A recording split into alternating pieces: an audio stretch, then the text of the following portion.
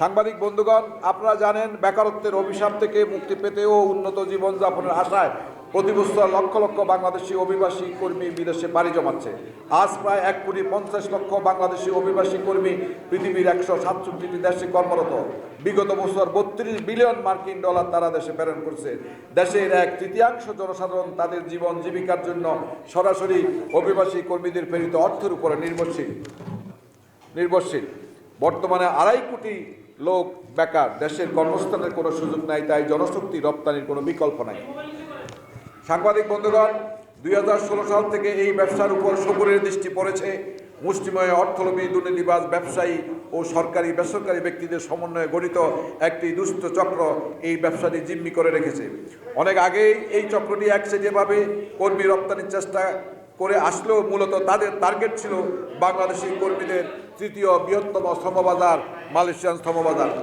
2016 সাল থেকে 2018 সাল পর্যন্ত এবং 2021 সাল থেকে 2024 সালের 31শে মে পর্যন্ত এই শ্রমবাজারটি এই অসাধু চক্রটি প্রায় 24,000 কোটি টাকার উপরে হাতিয়ে নিয়েছে। তারা কখনো 10, কখনো 25, আবার কখনো 100 জন মিলে শত শত কোটি টাকা ঘুষ দিয়ে তাদের একক নিয়ন্ত্রণে মালয়েশিয়ান শ্রমবাজার দখল করে রেখেছে। এই দুই পিরিয়ডে অভিবাসী কর্মীদের থেকে তারা হাজার হাজার কোটি টাকা ইতিমধ্যে লুটপাট করে নিয়ে গেছে এবং ভবিষ্যতে লুটপাট করার জন্য একের পর এক ষড়যন্ত্র করে যাচ্ছে। এই লুটপাট হয়েছে সরকারের সহযোগিতায়, কারণ বিগত সরকার আমলে সরকারের উচ্চ পর্যায় থেকে নিম্ন পর্যায়ের আর অনেক ব্যক্তি এই সিন্ডিকেট থেকে শত শত কোটি টাকার আর্থিক সহায়তা পেয়েছে বা গ্রহণ করেছে। সাংবাদিক বন্ধুগণ, আমরা জানতে পেরেছি পুনরায় সিন্ডিকেটের মাধ্যমে মালয়েশিয়ান শ্রমবাজার উন্মুক্ত হতে যাচ্ছে।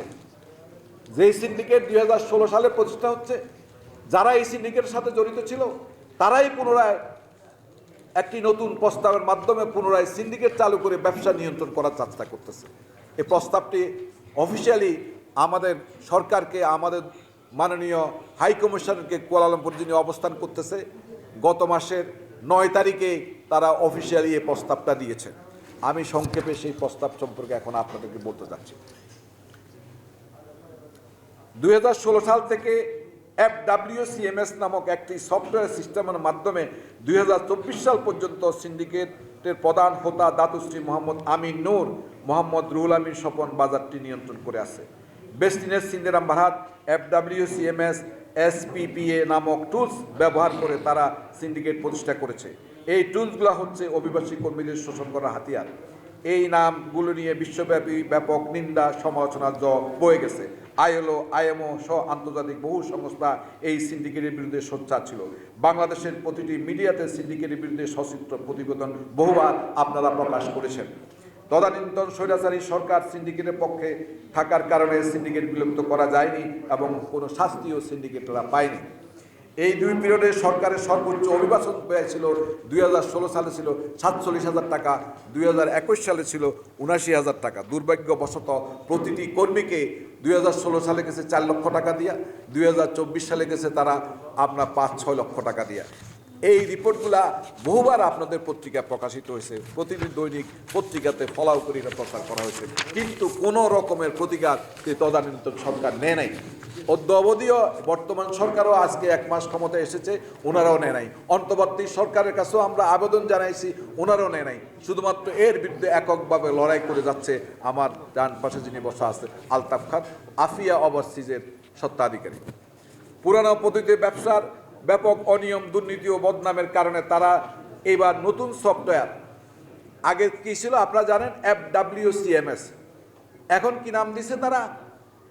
TURAP, TURAP, দেখবেন আপনারা লেখা রাখবেন, মানে এটা অর্থ হলো দি ইউনিভার্সাল রিক্রুটমেন্ট অ্যাডভান্স প্ল্যাটফর্ম। আচ্ছা, এটা তাদের সফটওয়্যারের নাম। FWCMS আগে ছিল, এখন দিছে তারা TURAP। এটা নিয়ন্ত্রণ করবে কে?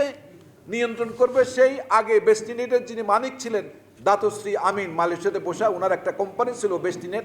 এই তুরাপের 100% মালিকানা হলো সেই বেস্টিনেটের সাবসিডিয়ারি হলো তুরাপ।